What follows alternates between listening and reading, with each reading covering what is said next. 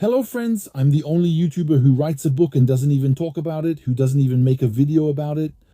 That was true until a few seconds ago because today I'm making a video to tell you about my book Escrologie, and I'll tell you about a surprise at the end.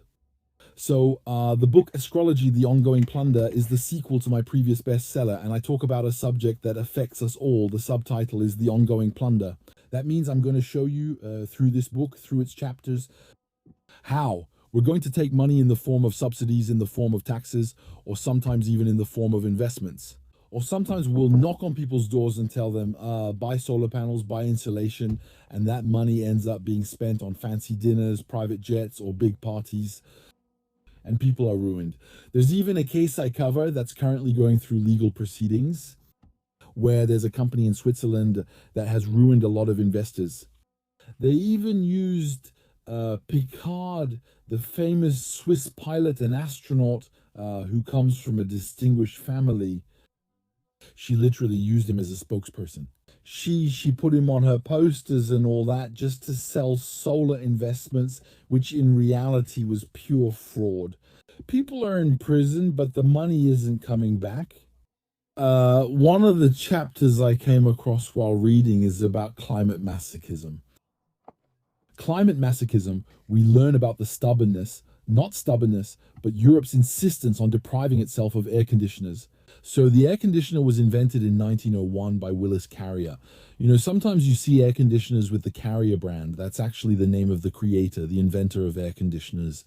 And he invented them in 1901, while it was only in 1908. You had to wait until 1908, so 7 years later, to see the Ford Model T appear, which was the first mass market vehicle.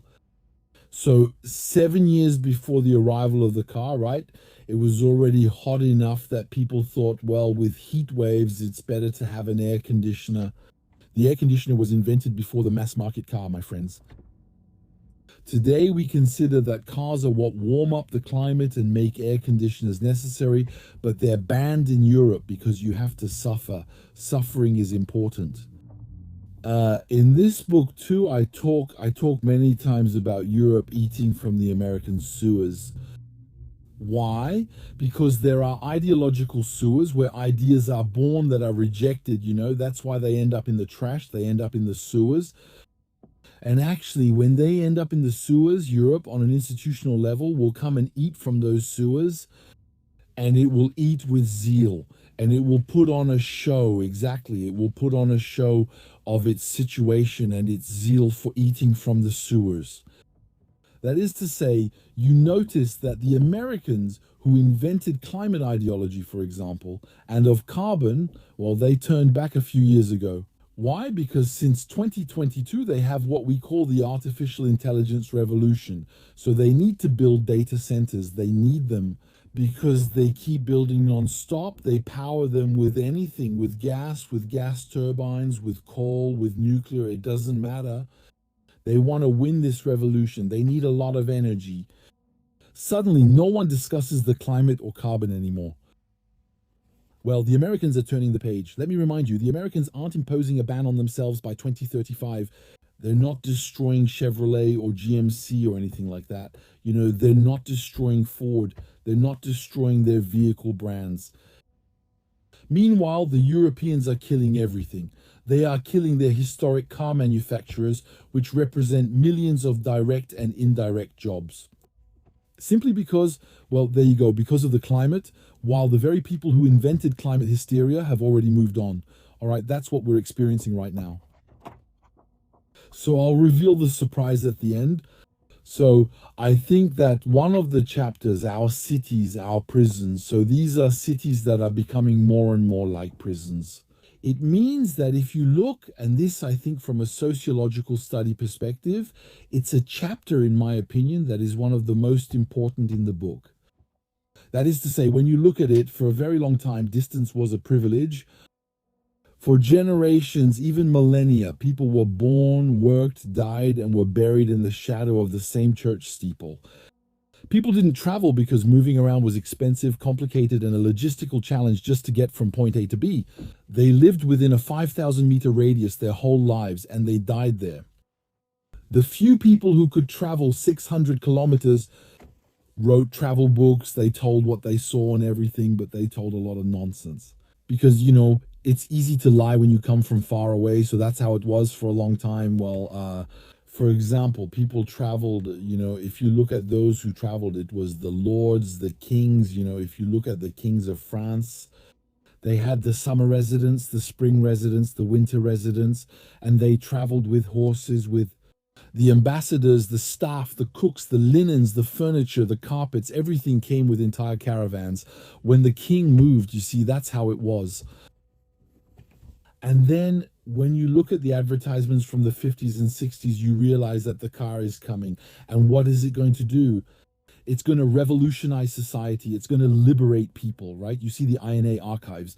To write this book, I was watching the INA archives in France, the National Audiovisual Institute. And you see them. You see these French people on the Autoroute du Soleil heading south in the middle of a traffic jam, answering journalists. One guy works at Quai Havel, another one is a teacher, another one is a retired SNCF worker. All of them, they have their Simca, they have their Renault 16, they have their Army 8, they have all that. And they go down to the south, they can go, well, they can get around. It was liberating. The car liberated the masses, you see. And well, that liberation, it's over today, it's finished today. You don't go into the city. All at once, they put codes, they put taxes on you to enter, they put conditions on you to get around. All of that means that this social revolution of mobility is once again going to become a privilege of the elite. You see what I mean? What's happening right now is very profound. So, I'm talking about the solar panel scandal. I'm talking about a scam, the solar panel scam in Thurrock, a city here in the United Kingdom. It went into debt for I don't know how many billions to build solar panels. You can see them from space. Literally, it's crazy stuff. Fraudulent investment. The city went bankrupt and people are deprived of, well, a lot of things, you know, essential services. Because you have to pay for it. You have to pay for this bankruptcy for decades. I'm talking about a lot of fraudulent bankruptcies, like the collapse of those so-called investments. I'm not even sure we can call it investment.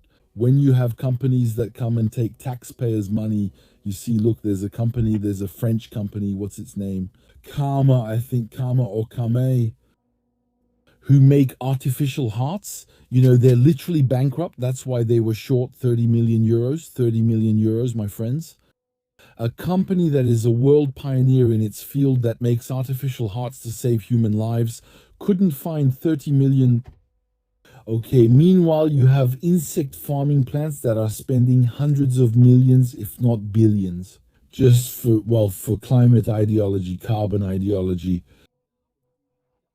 And then I'm talking here about 2 or 3 bankruptcies of insect companies, including one in France.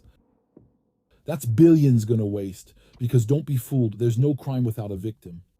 Don't think that this money spent on solar panels that will end up in the trash or on an insect company that will shut down and throw everything away is harmless. Don't think that this money won't be missed elsewhere. It will be missed elsewhere. It will be missed in public services. It will be missed in companies that create real value, like this company that makes, for example, cases. You see, that's where we're heading. Ideology is destroying everything.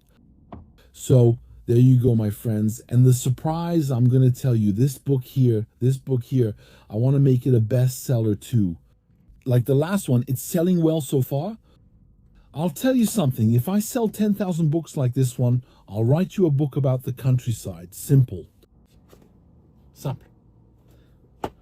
Help me promote it. Talk about it to your friends. Talk about it on social media. Share it on WhatsApp. Take photos when you read or buy it, then post on Facebook. If I sell 10,000, I'll quit and write you a book about the campaigns. No complacency with brutality as usual. So there you go. And one last thing. On the back, I haven't put a website there yet. In the back, I put this logo here that will appear in all my next books from now on. It means no AI was used to create this book. It's a book. It's human made. It's written human work. I bought overhumane.com and domain overhumane.com. I haven't launched a site yet, but I plan to explain what I mean there. This isn't AI generated. It's real work like the kind we used to do back in 2022. It's not artificial intelligence vomit.